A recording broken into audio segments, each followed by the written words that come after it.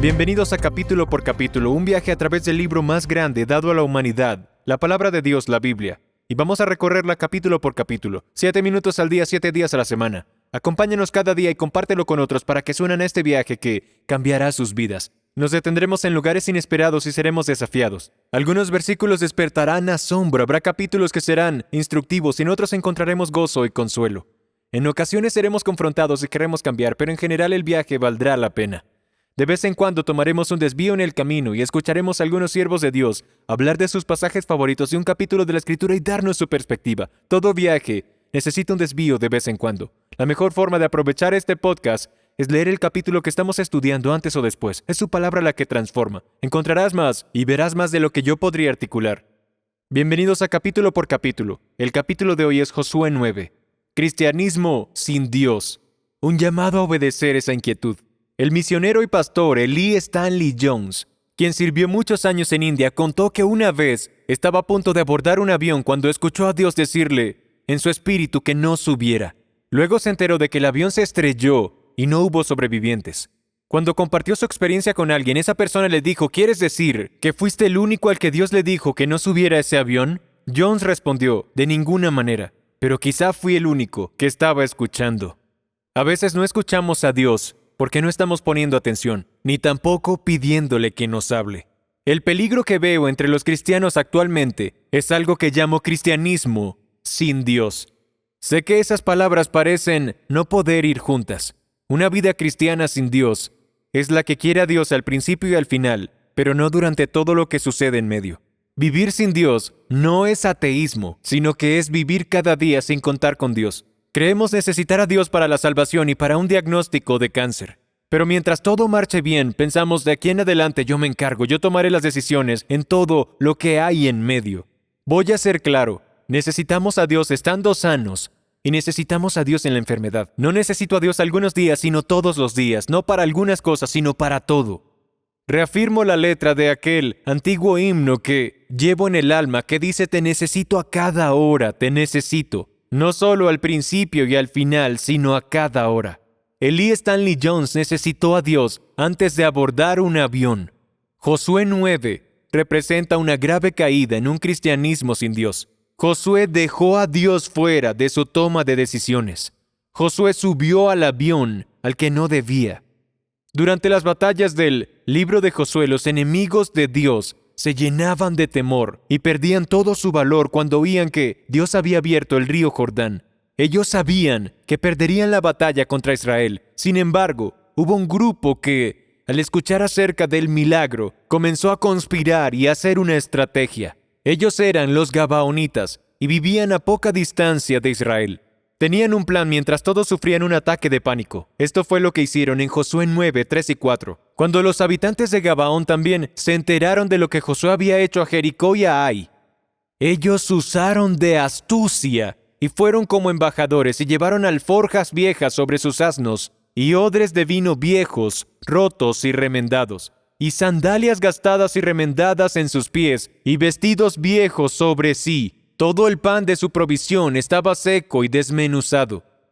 Vinieron a Josué al campamento en Gilgal y le dijeron a él y a los hombres de Israel: hemos venido de un país lejano, hagan pues un pacto con nosotros. Los hombres de Israel dijeron a los heveos: quizá habitan en nuestra tierra, ¿cómo pues haremos pacto con ustedes? Ellos respondieron a Josué: somos tus siervos. Y Josué les preguntó: ¿quiénes son y de dónde vienen? Ellos le dijeron: tus siervos han venido de un país muy lejano a causa de la fama del Señor tu Dios, porque hemos oído hablar de Él y de todo lo que hizo en Egipto. Todo era una trampa y Josué caería en ella. Siempre existe el peligro de actuar como el anciano Isaac. Jacob se presentó ante su padre ciego para engañarlo, y esto lo hizo haciéndose pasar por Esaú para recibir la bendición. Isaac dice en Génesis 27, 21, Isaac le dice a Jacob: te ruego que te acerques para tocarte, hijo mío, para ver si en verdad eres o no mi hijo Esaú. Jacob se acercó a Isaac su padre, y él lo tocó y dijo: la voz es la voz de Jacob, pero las manos son las manos de Esaú. Es lo que pasa en Josué 9. Adaptaron una apariencia engañosa para embaucar a Israel. Parece que los ancianos sentían que algo no estaba bien. Dijeron: quizá habitan en nuestra tierra y nos están engañando. Respeta siempre esa pausa que puedes sentir en tu espíritu antes de avanzar. Creo que Dios activó una alarma dentro de sus almas, pero de alguna manera los gabaonitas superaron el primer punto de control y fueron llevados ante Josué. Allí todo salió mal. Josué decidió dejarse guiar por sus ojos y no por Dios. Dice en Josué 9:11, «Somos siervos de ustedes, hagan pues pacto con nosotros. Este pan nuestro estaba caliente cuando lo sacamos de nuestras casas para provisión el día que salimos para venir a ustedes, pero ahora está seco y desmenuzado. Estos odres de vino que llenamos eran nuevos y vean que están rotos. Estos vestidos y sandalias están gastados a causa de lo muy largo del camino». Y los hombres de Israel tomaron sus provisiones y ellos no pidieron el consejo del Señor. Josué hizo paz con ellos y celebró pacto con ellos para conservarles la vida. También los jefes de la congregación se lo juraron. ¡Qué alianza tan terrible! Esto es cristianismo sin Dios. Todo ocurrió porque ellos no consultaron al Señor. Esas palabras resuenan tanto entonces como ahora. ¿Cuántas malas decisiones se han tomado porque no hemos pedido el consejo del Señor? Se dejaron guiar por lo que vieron y no por lo que sintieron en el alma. Te quiero desafiar, así como lo hice con mi amigo hace algún tiempo, a obedecer la inquietud. En esta historia los ancianos sintieron la inquietud que los llevó a cuestionar la historia de los gabaonitas. Isaac también sintió la inquietud cuando dijo, «La voz es la voz de Jacob».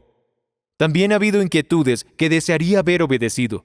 Un antiguo amigo que se entrevistó para un empleo muy prestigioso en Nueva York simplemente decidió preguntarme cómo camino en el espíritu. Le respondí, cada vez que obedeces las pequeñas inquietudes, tu oído se vuelve más sensible para la próxima vez que Dios te inquiete. Siempre recuerda, el diablo nunca te dirá que pidas perdón, seas generoso, te humilles, digas la verdad o compartas tu fe. Mi amigo me contó que había sentido la inquietud de orar por su contador, quien tenía cáncer y no era cristiano. Entonces él decidió no obedecer. Dijo que entendía lo que eso era y en ese momento salió de mi oficina para llamar al contador y orar por él. He aprendido que normalmente Dios no grita detente o avanza, sino que me inquieta suavemente en una dirección. Desearía que los ancianos hubieran respondido, que Josué hubiera orado. En cambio, hicieron un pacto que duraría para siempre. Hicieron un pacto con un pueblo al que debieron derrotar en batalla. No confíes solo en tus ojos, obedece esa inquietud y luego pide el consejo del Señor. ¿Puedes imaginar hacer promesas de paz con aquello contra lo que deberías estar en guerra? Gracias por ver capítulo por capítulo. Cada capítulo del libro más grande, la Biblia, la palabra de Dios, 7 minutos al día, 7 días a la semana. Nos vemos mañana.